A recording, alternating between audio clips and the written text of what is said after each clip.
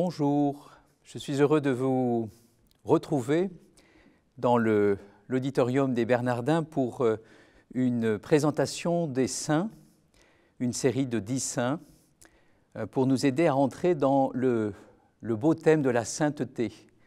Comment Dieu se rend présent au cœur d'une vie d'un homme, d'une femme, et comment ces liens se sont tissés entre l'homme et Dieu. Et bien sûr, le lien étroit entre l'homme et Dieu, c'est le Christ. Et donc, nous sommes heureux de commencer notre série par un saint du Moyen-Âge, en relation avec le lieu où nous nous trouvons, un saint moine, Saint Bernard de Clairvaux, qui est né en 1090 et mort en 1153. Sa fête a lieu le 20 août. Et donc nous évoquons aujourd'hui cette figure ô combien importante puisqu'elle concerne la prière et l'enseignement. Voilà, nous sommes dans le collège des Bernardins, sur la rive gauche de la Seine, tout près de Notre-Dame, tout près de la Sorbonne, où au Moyen-Âge, dans ce lieu, était bien sûr présente une richesse d'enseignement philosophique, théologique. Et donc c'était la disputatio, le rapport entre le penseur et le théologien. Et Bernard de Clairvaux donc occupa une place importante dans cette relation, notamment avec Abélard, cette figure de la philosophie au Moyen-Âge qui allait être en relation difficile avec la théologie, comment ce rapport entre la pensée philosophique et la théologie pouvait donc être source de rapport de force pour rechercher la vérité.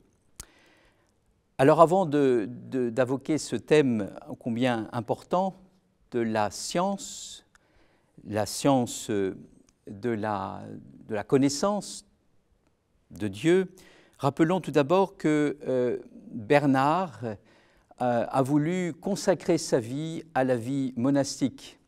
Il est rentré tout d'abord à l'abbaye de Cîteaux, où se tenait un grand saint, Étienne Harding, qui pendant une dizaine d'années s'est forgé donc à la vie monastique.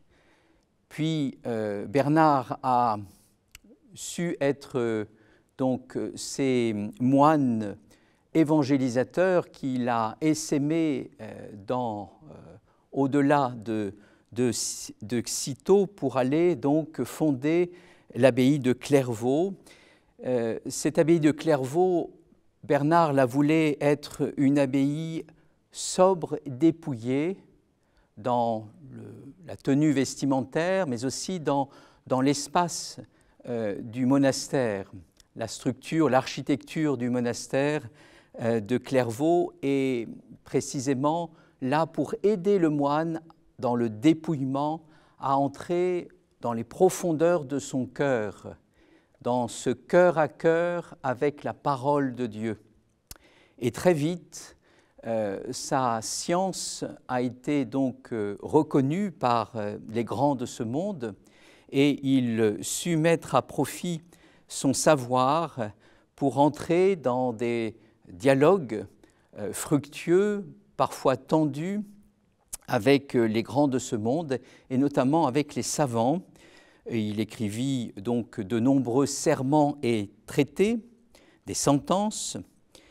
Et donc, comme nous l'avions donc rappelé au tout début, il porta son attention sur une méthode philosophique qui avait lieu donc sur Paris, donc dans ce lieu de la connaissance, une méthode dialectique et philosophique.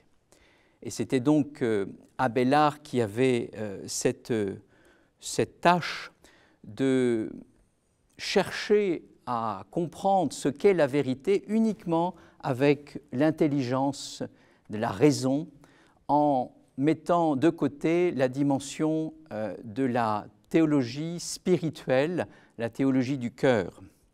Et donc Bernard s'est appliqué à montrer que la vraie science, la science de la philosophie comme de la théologie, doit toujours se rapporter à la figure d'un homme. Et cet homme, c'est Jésus le Christ, qui dans sa dimension humaine, dans sa pensée, était évidemment avant tout uni dans cette communion, cette prière avec son Père céleste. Donc l'abbé de Clairvaux configure le théologien au contemplatif et au mystique.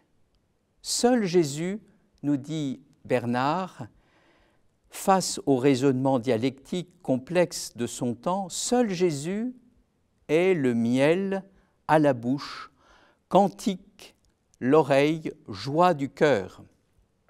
Sa louange de Jésus-Christ, en effet, pour lui est comme ce miel qui coule de sa bouche.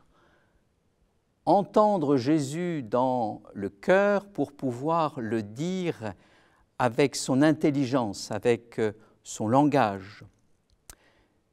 Bernard disait donc, toute nourriture de l'âme, confesse-t-il, qui n'est pas baignée de cette huile sainte, est donc insipide si elle n'est pas agrémentée de ce sel. Ce que tu écris n'a aucun goût pour moi, dit Bernard à Abélard, si je n'ai pas lu Jésus.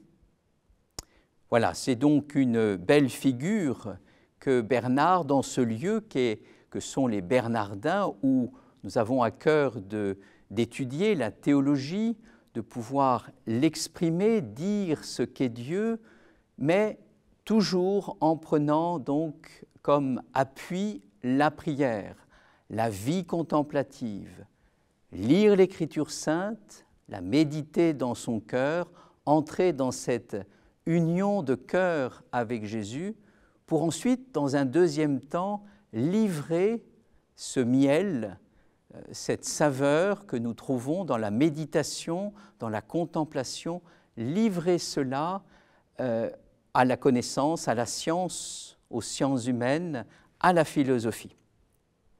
Je voudrais terminer aussi par l'attachement que Saint Bernard avait pour la Vierge Marie.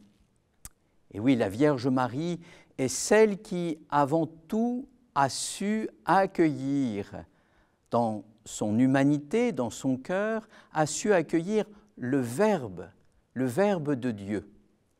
Bernard est le dernier des pères de l'Église. On considère que c'est lui qui clôture cette longue catéchèse des pères de l'Église et il met un point d'honneur à faire référence à la Vierge Marie. Les pères de l'Église nous disent que la Vierge Marie a enfanté le Verbe de Dieu qui se fait chair, qui se fait entendre. Elle a enfanté Jésus par l'oreille. Elle est celle qui sait écouter. Le silence, l'écoute permet donc de laisser le Verbe de Dieu se dire dans les profondeurs du cœur de l'homme, dans l'intimité, dans la vie contemplative.